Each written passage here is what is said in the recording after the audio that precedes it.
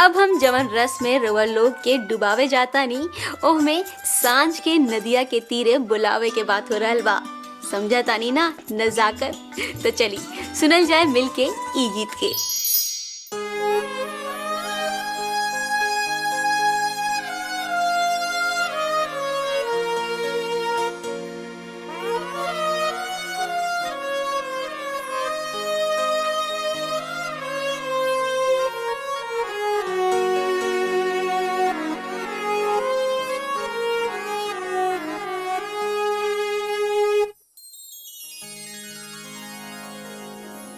अश्क आँखों से मायूसी के बराबर टपके,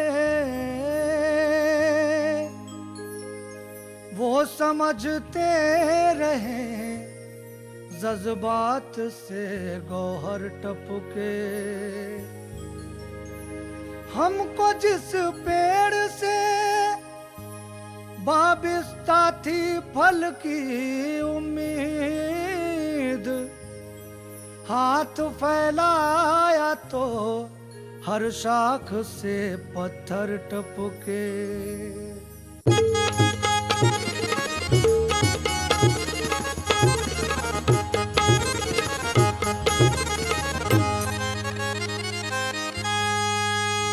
नदिया के तीरे तू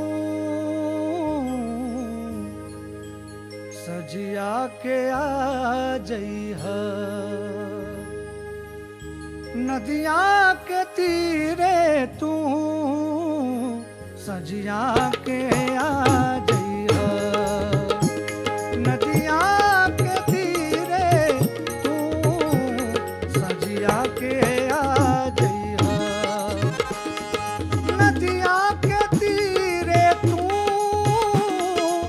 सजिया के आ जइहा है, नदिया के तीरे तू सजिया के आ जइहा है। रस भरल सुधा गोरी, रस भरल सुधा गोरी, तनिका समझा जइहा, नदिया के तीरे तू सजिया के आ जइहा।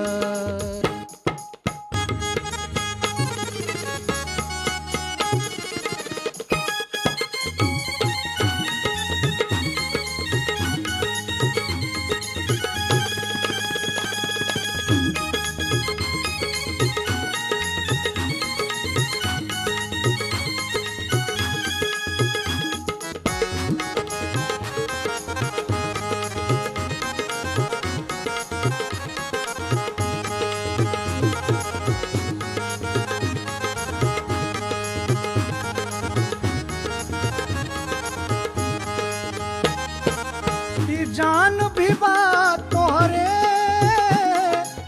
ईमान भी बात तोहरे,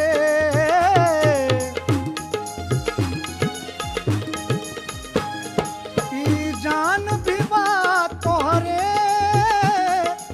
ईमान भी बात तोहरे है। तो अंखियाँ के रहिया से, अंखियाँ के रहिया से तू दिल में समा जइहा, अखिया के रहिया से तू दिल में समा जइहा।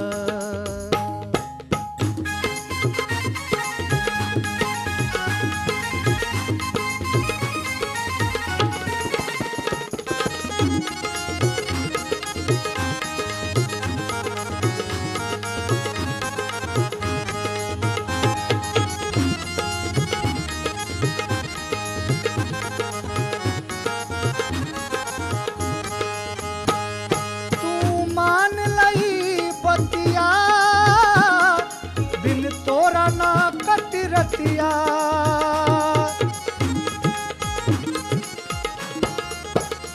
तू मान लई बतिया, बिन तोरा ना कट रतिया है। ई बात अमित के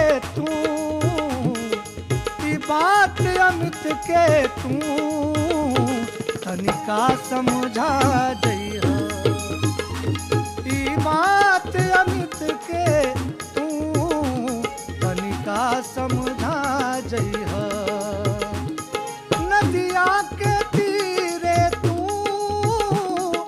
सझिया के आ जइहा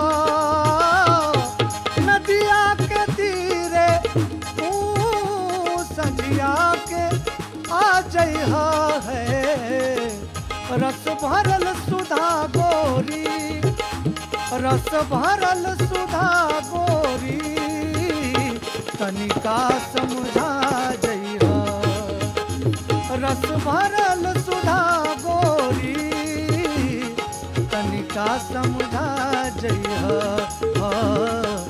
नदिया ते आ जइहा तनिका समझा जइहा नदिया तर आ जई नदिया तर आ जई नदिया तर आ जई